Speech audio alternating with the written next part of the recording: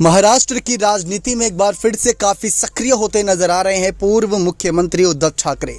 और उनके साथ साथ चर्चाओं में यहां पर कहा जा रहा है किस तरीके से आदित्य ठाकरे के बड़े पद को लेकर चर्चाएं हैं। तेजस ठाकरे को कुछ बड़ी भूमिकाएं मिल सकती हैं, लेकिन इन सब के बीच बागी विधायक को मनाने के लिए जो सबसे ज्यादा कोशिश करती नजर आई थी एक समय पर, वो नाम था रश्मि ठाकरे का।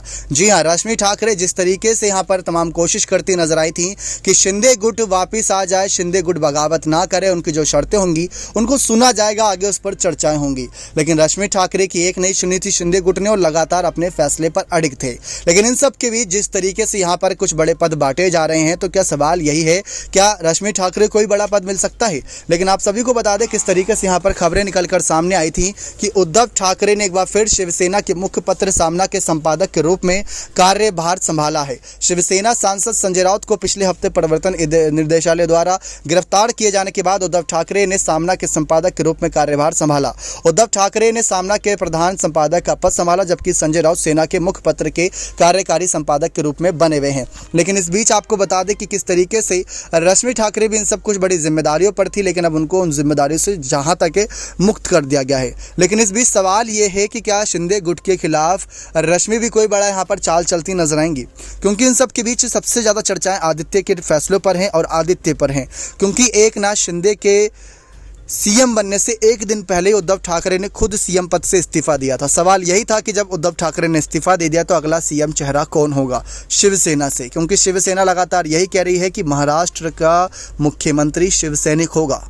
क्या वो शिंदे गुट को स्वीकार करेंगे या रश्मि ठाकरे को यहाँ पर बड़ी जिम्मेदारियां दी जाएंगी? इन सबसे हट के यहाँ पर राज ठाकरे की बात की जाए तो जब राज ठाकरे बगावत करके गए थे तो आप सभी ने देखा था, राज ठाकरे पार्टी से चले गए थे। कुछ विधायक यहाँ पर उनके समर्थन में जरूर नजर आए थे, लेकिन तब उनको रोकने या उनको वापस बुलाने की ज़्यादा खबरें नहीं थी। लेकिन इस बीच ये भी कहा गया था कि उन सब फैसलों में कई हद तक रश्मि ठाकरे के भी कुछ फैसले थे, क्योंकि उस समय राजनीतिक तौर पर वो भी सक्रिय थी और कई फैसलों पर हामी भरती थी शिवसेना में। बाला साहब ठाकरे के समय से ही वो सक्रिय थी। लेकिन अब देखना यही दिलचस्प है कि इन बदलते राजनीतिक समीकरण के बीच क्या महिलाओं की भूमिकाएं बढ़ेंगी, क्योंकि महाराष्ट्र की राजनीति में ही महिलाएं की भूमिका यहां पर ज्यादा नजर नहीं आई है। महाराष्ट्र क्या सीएम पद पर कभी क्या कोई महिला यहां पर बैठती नजर आएगी? क्या वो नाम रश्मि ठाकरे का हो सकता है? कयास का बाजार है, कितनी भी कयास लगा सकते हैं, लेकिन कयास तभी थमती नजर आएगी जब उनके नाम पर कोई बड़ा ऐलान होता नजर आएगा। वरना भी देखा जाए तो उद्धव ठाकरे ने जो हाल ही में ऐलान किया कि वो गाँव-गाँव जाकर दौरे करेंगे, और सीएम शिंदे जिस तरीके से कैबिनेट विस्तार को लेकर चर्चाओं में उनकी तबियत खराब होने तक की खबरें सामने आई, ये देखना दिलचस्प होगा आने वाले वक्त में शरद और कांग्रेस से हटके क्या कुछ अलग राजनीति शिवसेना करती है या उसी राजनीति के मामले पर आगे बढ़ना चाहेगी। इस बीच आपकी क्या राय है उद्धव के फैसले पर? क्या उद्धव ठाकरे वापसी करने चाहिए सीएम पद पर, या अगले सीएम पद पर किसी महिला कैंडिडेट का नाम सामने आना चाहिए, या आदित्य, तेजस या किसी और बड़े का शिवसेना नेता का सीएम पद के तौर पर चेहरे के नाम सामने आना चाहिए? अपनी राय जरूर रखिएगा।